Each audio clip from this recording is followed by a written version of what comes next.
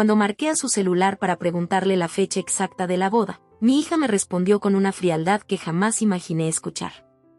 Ya nos casamos, mamá, me dijo Mariana. Solo invitamos a la gente que de verdad importa. Mándanos las llaves de la casa en Puerto Vallarta y deja de exagerar. No lloré. No grité. Simplemente guardé silencio y colgué. 3 días después, dejé en la puerta de su departamento un regalo de bodas tan inesperado que hizo que Esteban, su flamante esposo, gritara sin parar. Pero antes de llegar a ese punto, quiero contarte cómo empezó todo. Porque esta historia no comenzó con aquella llamada, sino 2 años atrás, cuando Mariana me presentó a Esteban por primera vez. Me llamo Rosa, tengo 65 años, y hasta hace unos días pensaba que conocía a mi hija mejor que nadie. Durante años hablábamos todos los días. Ella me llamaba en sus descansos para platicar de todo y de nada, chismes del trabajo, series de Netflix, problemas en la oficina o simplemente para escuchar mi voz. Cuando me dijo que había conocido a alguien especial, yo me alegré de corazón. Mariana siempre había sido una mujer brillante, con una carrera sólida en mercadotecnia y una mente rápida para los negocios. Quería verla acompañada de alguien que realmente la valorara.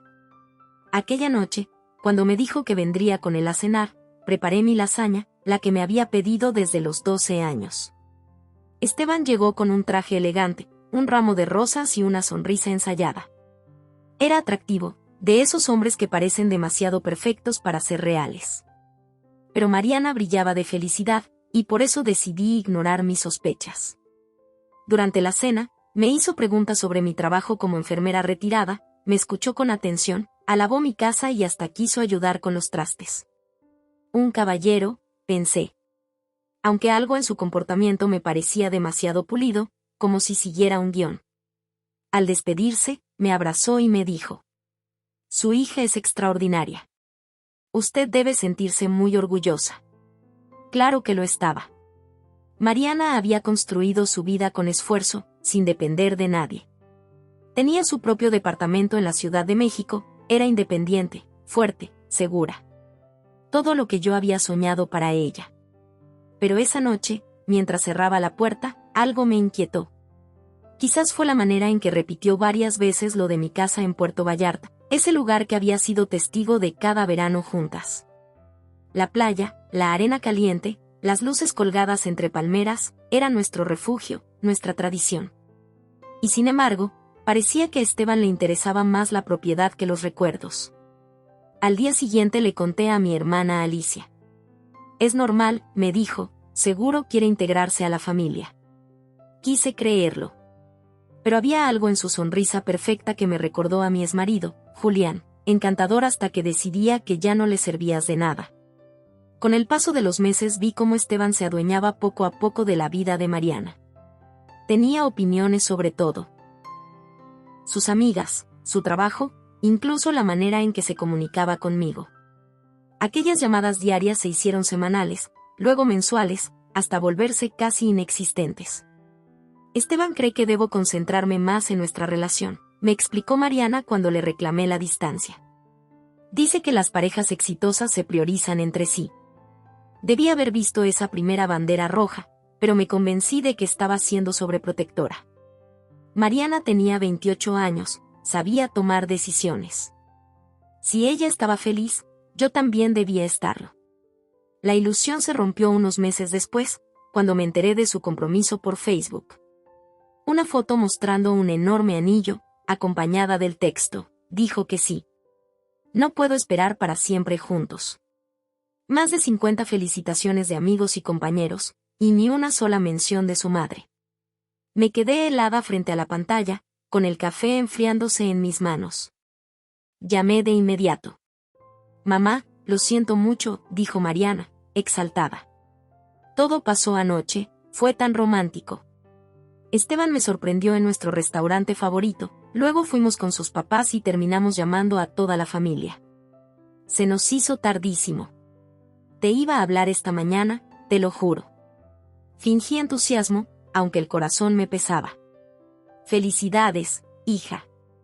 Cuéntame cada detalle. Y ella lo hizo. Me habló 20 minutos sobre el anillo, la cena, lo emocionada que estaba la familia de Esteban. Cuando le pregunté por la fiesta de compromiso, dudó. Será el próximo sábado, pero solo vendrá la familia de Esteban y unos amigos muy cercanos. Su mamá es muy tradicional y quiso organizarlo todo así. La voz se me quebró por dentro. ¿Y qué piensas tú de eso? Creo que es mejor respetar sus costumbres. Ya luego haremos algo especial, solo tú, él y yo. Ese algo especial nunca llegó. Antes de seguir, quiero detenerme un momento. Esta historia toca un tema que muchos prefieren callar, cuando alguien cercano te da la espalda por influencia de otra persona. Dime en los comentarios, ¿alguna vez sentiste que alguien querido se alejó de ti por culpa de otra persona? Quiero leer tu experiencia, porque compartirla puede abrirle los ojos a alguien más que esté viviendo lo mismo. Después de ese episodio, me convertí en espectadora de la vida de mi hija. Ella mencionaba de pasada los avances, habían visto un salón, contratado un fotógrafo, elegido flores. Yo ofrecía ayuda, pero siempre respondía con evasivas. Esteban se encargó o su mamá tiene contactos. 3 meses atrás, le pregunté por la fecha. Pensamos en principios de octubre, me contestó. Seguramente el segundo fin de semana. Octubre en Puerto Vallarta es hermoso, hija.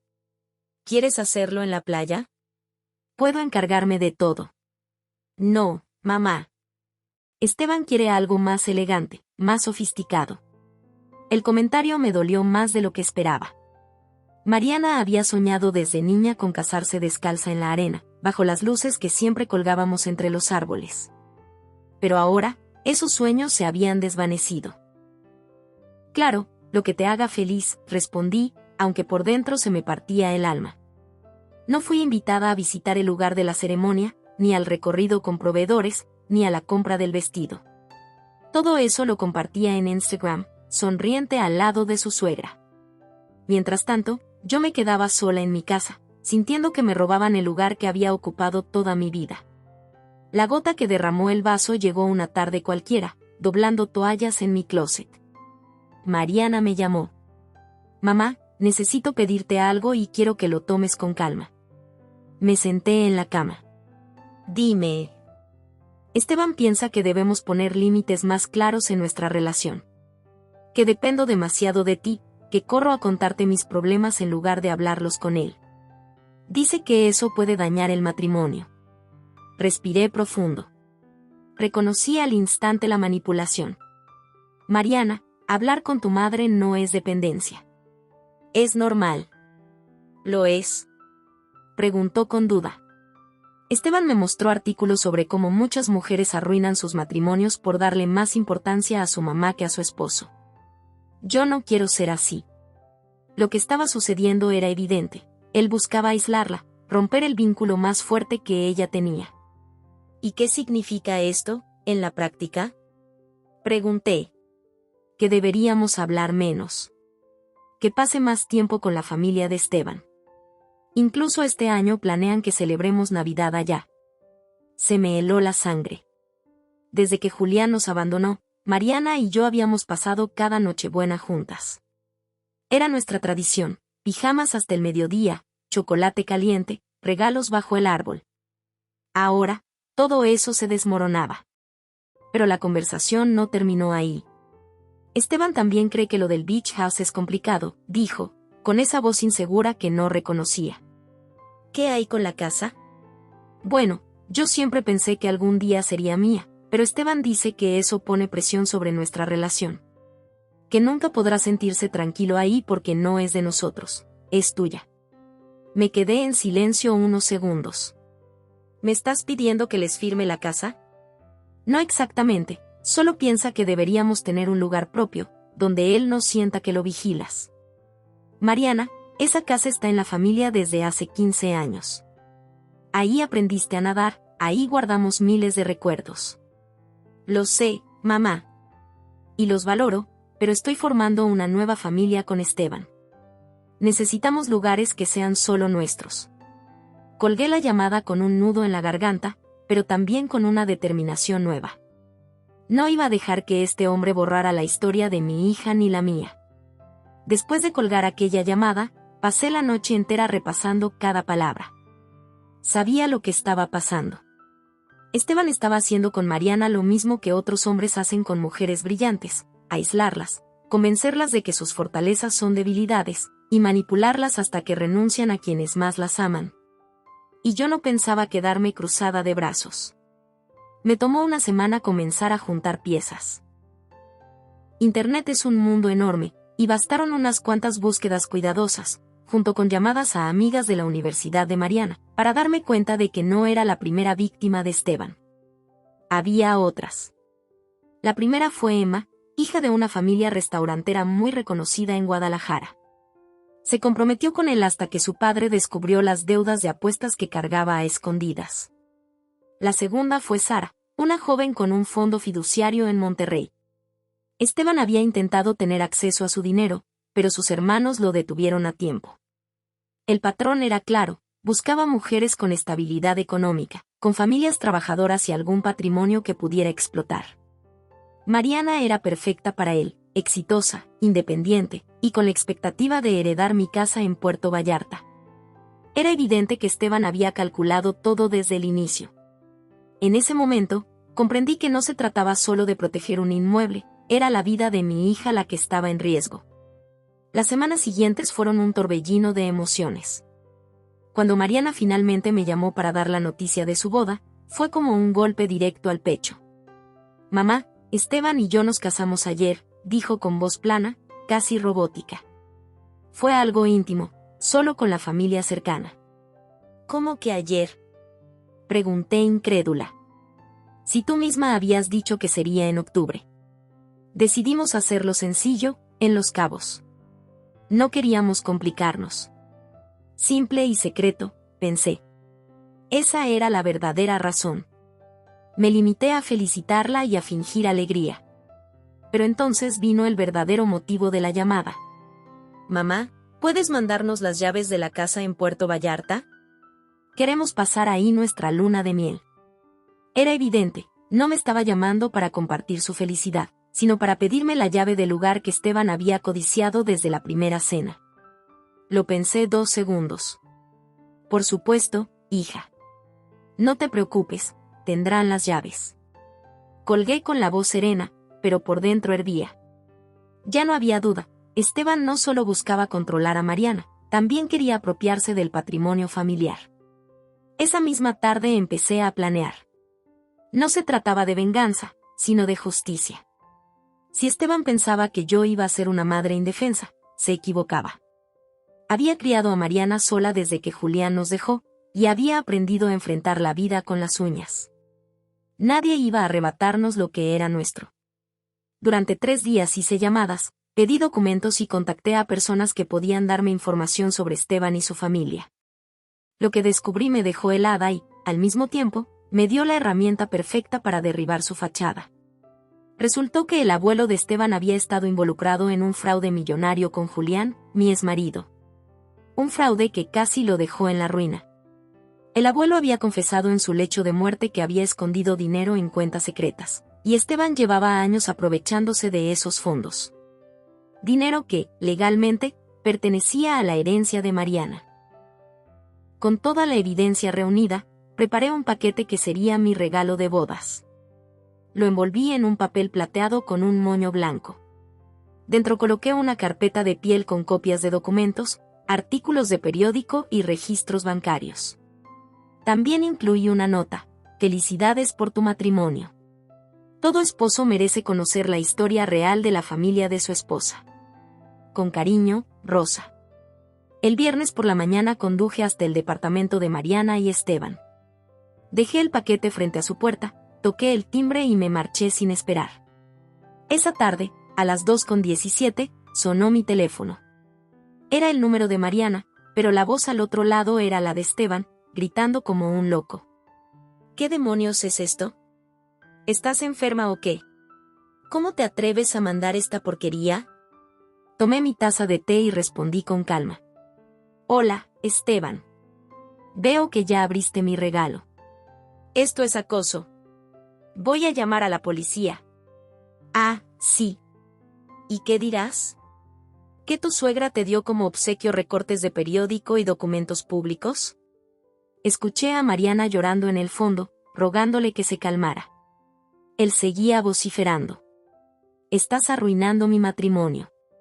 No, Esteban, le contesté. Solo compartí un poco de historia. Pensé que te interesaría saber que tu abuelo defraudó a Julián hace más de 30 años, robándole millones que nunca fueron recuperados. Y que tú has estado usando ese dinero, que en realidad le corresponde a Mariana. El silencio al otro lado de la línea fue revelador. El tono de furia se transformó en pánico. Mientes, dijo, aunque ya no sonaba seguro. Jamás miento. Soy enfermera jubilada. Sé la importancia de la precisión. Y si quieres comprobarlo, puedes llamar al licenciado Rodríguez, en Miami. Fue quien siguió la pista del dinero. Encontró registros de las transferencias y de tus movimientos en esas cuentas. En el fondo escuché a Mariana preguntar qué estaba pasando. Esteban tartamudeaba, buscando excusas. Yo seguí. Ah, y también te dejé las llaves de la casa en Puerto Vallarta dentro de la carpeta. Para que tengan donde conversar sobre sus finanzas familiares. Colgué tranquila, sabiendo que acababa de derrumbar el castillo de cartas de ese hombre. Esa noche Mariana me llamó llorando. Mamá, ¿qué hiciste? Esteban dice que todo es mentira, que quiere separarnos. ¿Y tú qué piensas, hija? Hubo una pausa larga, un silencio que pesó en mis oídos. No lo sé. Solo necesito entender. ¿De verdad el abuelo de Esteban le robó dinero a papá? $2.300.000, le respondí. Por eso tu padre se hundió en pleitos legales, por eso nunca se recuperó del todo. Y ahora, ese dinero con intereses te pertenece. Mariana sollozó. Esteban tiene un negocio de inversiones, mamá. Él trabaja. ¿De veras? La interrumpí. ¿Cuándo fue la última vez que lo viste atender un cliente, contestar una llamada de negocios o firmar un contrato? No supo qué responder. Escuché a Esteban gritándole que colgara. Yo le hablé despacio, casi en susurro. Si todo es mentira, ¿por qué se enfurece tanto? Si su abuelo fue inocente, ¿por qué no busca limpiar su nombre? El silencio de Mariana me confirmó que las piezas comenzaban a encajar en su mente. Los días siguientes fueron tensos. Mariana no me volvió a llamar. Yo solo podía esperar. Hasta que, una mañana de domingo, al abrir la puerta, la encontré sentada en mi pórtico, con el mismo vestido del viernes, el cabello enredado y los ojos hinchados de tanto llorar. Cuéntame todo, me dijo. Preparamos café y nos sentamos en la misma mesa donde de niña había hecho sus tareas, donde habíamos planeado su ingreso a la universidad, donde habíamos compartido risas y secretos. Pero ahora hablaríamos de cómo el hombre que decía amarla la había usado como un plan de negocios. Mariana me confesó que Esteban se había marchado un día antes, con 2 maletas, alegando que yo estaba envenenando su matrimonio. Pero al revisar sus cosas, había encontrado correos impresos con un tal Marcos, un contacto que le ayudaba a manejar las cuentas secretas. Las conversaciones databan de 2 años antes, mucho antes de que Mariana lo conociera. Además, había llamado a Emma y luego a Sara. Ambas le confirmaron el patrón: aislamiento, manipulación, acceso a sus bienes. El mismo guión que ahora estaba usando con ella. Mariana levantó la vista con los ojos enrojecidos, pero con una determinación que reconocí de inmediato. Voy a destruirlo, mamá. Pero necesito tu ayuda. Por primera vez en 2 años, mi hija me estaba pidiendo ayuda. Y esa fue la primera señal de que la había recuperado. Lo primero fue ir con una abogada de confianza. Llamé a Patricia Salgado, una experta en sucesiones y patrimonio que había trabajado en el caso de mi familia años atrás. Patricia escuchó sin interrumpirme y luego pidió que le llevara todo lo que tuviera: correos, mensajes, el paquete que yo había dejado, nombres y fechas. En menos de 48 horas ya tenía un plan trazado y una hoja con pasos claros. Rosa, me dijo con esa voz segura que reconforta, esto no es solo un pleito familiar. Si tu yerno ha estado accediendo a cuentas que contienen dinero confesado como robado, hay implicaciones penales. Y si hay patrones con otras mujeres que lo acusan, podemos articular una estrategia civil y penal sólida. Llamé a agente Ana Lucía Pérez, una investigadora federal que Patricia conocía. Ana Lucía había trabajado en casos de delitos financieros y sabía cómo montar una operación para obtener pruebas directas. En la primera conversación me explicó la mecánica. Necesitábamos una confesión grabada, evidencia documental sólida y la colaboración de las otras víctimas. Con eso, se podía coordinar una detención en caliente y asegurar que el proceso no se contaminara. Mientras tanto, Patricia consiguió que el despacho del licenciado Rodríguez en Miami me compartiera copias de las antiguas transferencias y el testimonio que demostraba la confesión del abuelo de Esteban. Esos archivos eran la pieza que faltaba.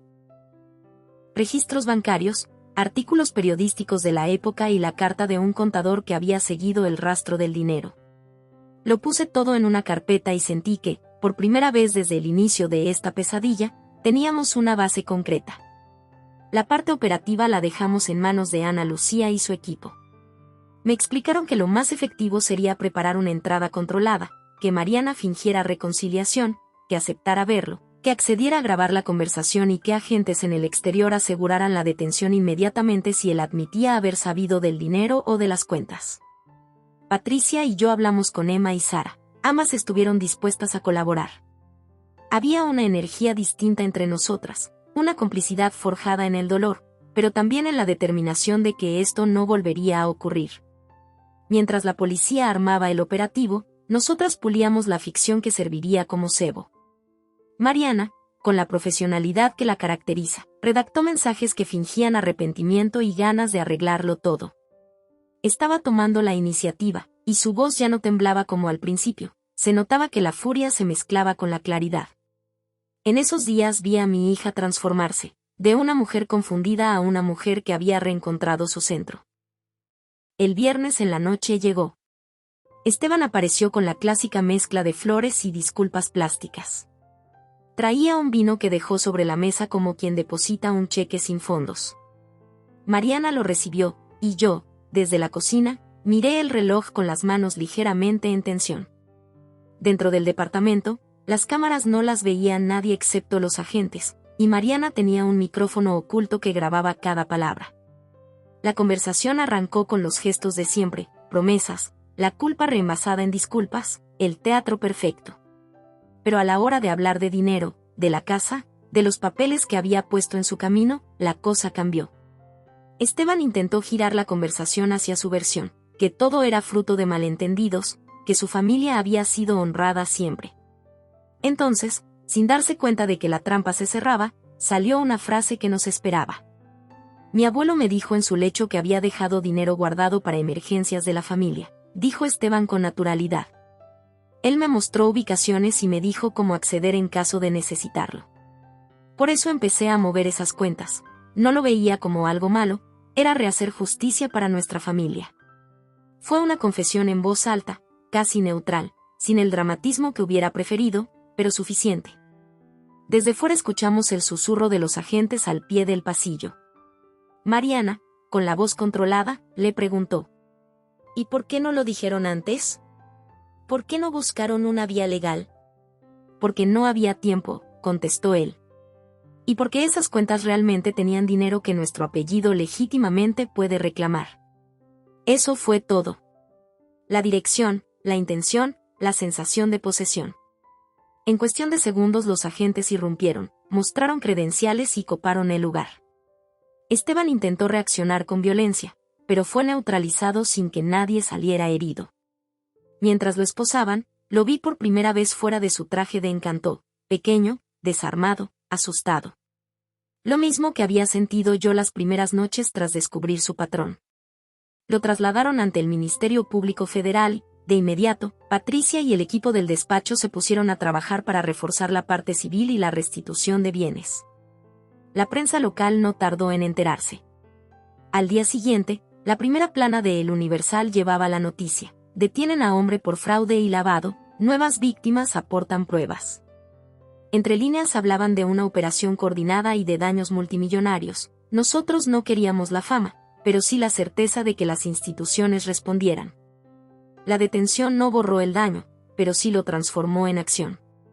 Las otras mujeres, Emma y Sara, dieron testimonio. Habían ido a la fiscalía a aportar pruebas y relatar su experiencia. Cada declaración ayudaba a construir el mosaico delictivo, el patrón, la intención, la estrategia. La fiscalía decidió entonces proceder con cargos por fraude, conspiración y lavado de dinero. Patricia preparó la demanda civil para reclamar la restitución y los daños morales. En casa sentí una mezcla de alivio y cansancio. Había perdido noches de sueño, horas descontadas de la vida, pero al mismo tiempo me sentía viva de una forma que no había sentido en años. Había recuperado algo más que una casa, había recuperado a mi hija. Y la justicia apenas comenzaba. Durante el proceso de investigación, apareció algo que nadie había previsto: correos y mensajes que demostrarían que Esteban y su cómplice, un tal Marcos Webb, que resultó tener vínculos con fondos en el extranjero, habían planificado la operación con meses de antelación. Las fechas coincidían con las épocas en las que Mariana me había dicho que él estudiaba su situación familiar. Era escalofriante ver, línea por línea, la planificación de un engaño. En la audiencia de imputación, el juez ordenó la prisión preventiva y la congelación de cuentas vinculadas a Esteban y a las sociedades fachada que utilizaba. Para nosotros fue un paso gigante, la posibilidad de que la restitución algún día llegará y de que él no pueda disparar su estrategia con nuevas víctimas mientras el proceso avanzaba. Mariana testificó ante la fiscalía. Lo hizo con calma y con una claridad que me llenó de orgullo. Narró cómo la había seducido, cómo la fue aislando, las promesas y las mentiras. Describió la sensación de vértigo cuando se dio cuenta de que estaba rodeada de versiones que no coincidían con la realidad. Su testimonio fue rotundo y sirvió para que la fiscalía solicitara mayores medidas. Después de meses de trabajo, se dispuso la acusación formal. Los cargos eran serios: apropiación indebida, conspiración para defraudar, lavado de dinero y, en algunos estados donde había víctimas, fraude agravado. La prensa siguió el caso con interés, y muchas mujeres se nos acercaron no por fama sino por solidaridad. Nos agradecían haber puesto rostro a algo que ellas mismas habían sufrido en silencio. Hubo momentos en los que pensé en detener todo. Hubo noches en las que me pregunté si lo que había hecho realmente había sido lo correcto. Pero cada vez que veía a Mariana alzarse un poco más, comprobar que su mirada volvía a ser la de antes, supe que no tenía marcha atrás. Nuestro motor no era la venganza, era la protección y la verdad. En la intimidad, las cosas empezaron a recomponerse. Pasamos tardes enteras en el porche, abriendo álbumes y contando chistes malos, recordando las navidades en las que ella se negaba a dormir porque creía que Papá Noel la visitaría 2 veces y lo intuía. Esos minutos de normalidad fueron medicina pura. Y al mismo tiempo, los abogados seguían archivando escritos, los agentes seguían reuniendo pruebas y el juez seguía marcando audiencias. Una tarde, mientras arreglábamos unas fotos, Mariana se detuvo y me miró con una ternura que me hizo olvidar los meses pasados. «Mamá», dijo, «gracias por no rendirte. Si no hubieras actuado, no sé qué habría pasado». Apreté su mano y sentí su pulso fuerte, como cuando niña corría por la playa sin temores. Sabíamos que aún faltaba mucho: el juicio, la probatoria, ver cómo se traducía todo esto en condenas y resarcimiento. Pero por primera vez en años, sentía que la marea cambiaba a nuestro favor. No por odios, sino por justicia y por la posibilidad de que otras mujeres dejaran de ser víctimas. El día del juicio llegó con el peso de todos esos meses de espera. Mariana y yo viajamos a la Ciudad de México con los expedientes en mano y una mezcla de ansiedad y determinación. Afuera del tribunal, las cámaras se acumulaban, los periodistas olfateaban un caso con sabor a escándalo. No éramos celebridades, pero el eco de fraude, lavado y manipulación siempre atrae miradas. Dentro, el aire olía a nervios y café viejo. Vi a Esteban sentado, traje impecable pero mirada descompuesta. La seguridad lo rodeaba, y aunque intentaba aparentar calma, sus manos temblaban sobre la mesa. Junto a él, Marcos Webb, el socio cómplice, evitaba cruzar la mirada con cualquiera de nosotras. La fiscalía abrió con un relato detallado: las pruebas de las transferencias, los correos impresos, los testimonios de Emma y Sara, y la confesión grabada aquella noche en el departamento. Cada palabra era como un ladrillo que sellaba el muro alrededor de Esteban. Patricia, con la serenidad de quien conoce cada resquicio de la ley, Se levantó para explicar cómo las cuentas secretas habían sido alimentadas por dinero robado y cómo Esteban había buscado usar a Mariana como puente para legitimar ese patrimonio. Cuando llegó el turno de Mariana, el silencio se hizo absoluto. Mi hija se puso de pie, respiró profundo y habló con una firmeza que me arrancó lágrimas silenciosas. Relató cómo había sido manipulada, cómo las llamadas diarias conmigo se volvieron motivo de conflicto, cómo el hombre que parecía perfecto la aisló poco a poco de todo lo que amaba. No habló como víctima indefensa, sino como mujer que había despertado. Me hizo creer que el amor significaba cortar mis raíces, dijo con la voz temblando, pero firme. Pero ahora entiendo que la verdadera fuerza está en no permitir que alguien te borre. Los murmullos recorrieron la sala. Yo la miraba y sentía que aquel momento era la culminación de su transformación silenciosa. La defensa de Esteban intentó argumentar que todo era un malentendido, que las cuentas eran herencia legítima, que los documentos estaban fuera de contexto. Pero cada intento se desmoronaba frente a los registros, las fechas y las palabras de su propio cliente en la grabación. El juez escuchó con paciencia y finalmente, tras varios días de audiencias, dictó resolución. Esteban y Marcos enfrentarían condenas por fraude y lavado, además de la obligación de restituir parte del dinero desviado. La prisión preventiva se transformó en sentencia firme. No era una condena de por vida, pero sí suficiente para frenar sus planes y exponer su verdadero rostro. Cuando escuché el veredicto, sentí que por fin podía soltar el aire que llevaba años guardando. No se trataba de venganza, era justicia. Y era también un mensaje para Mariana, que nadie vuelve a construir cadenas alrededor de su vida. La prensa quiso declaraciones, pero nosotras nos negamos. Solo dijimos una frase. Lo importante no es el escándalo, sino que ninguna mujer más caiga en las mismas trampas. Volvimos a casa con la certeza de haber cerrado un ciclo. La playa de Puerto Vallarta nos recibió con el mismo murmullo de olas de siempre. El aire salado, las gaviotas, las luces que colgaban aún de los veranos pasados. Mariana y yo caminamos descalzas por la arena, y en silencio, entendimos que aquello era más que una propiedad, era un símbolo de lo que nadie podía arrebatarnos. Esa noche, mientras acomodábamos viejas fotos en la mesa, Mariana me dijo: «Mamá, pensé que había perdido mi vida. Pero en realidad la estaba recuperando contigo». Le acaricié el rostro y le respondí: «Hija, a veces hay que tocar fondo para recordar quiénes somos». Los meses siguientes fueron más tranquilos. Mariana volvió a su trabajo, retomó amistades, reconstruyó su confianza paso a paso. A veces lloraba, a veces reía con fuerza. Yo la veía sanar, y en cada gesto pequeño encontraba la recompensa más grande. Un domingo, en la iglesia del barrio, una señora se acercó a saludarme. Me dijo que había seguido el caso en las noticias y que su propia hija había pasado por algo parecido. «Ustedes nos dieron valor», me confesó con los ojos húmedos. Entonces comprendí que nuestra lucha había trascendido más allá de nosotras. La casa en la playa, aquella que Esteban codició desde el inicio, volvió a llenarse de vida. Organizamos una reunión con Alicia, mi hermana, y con viejos amigos de la familia.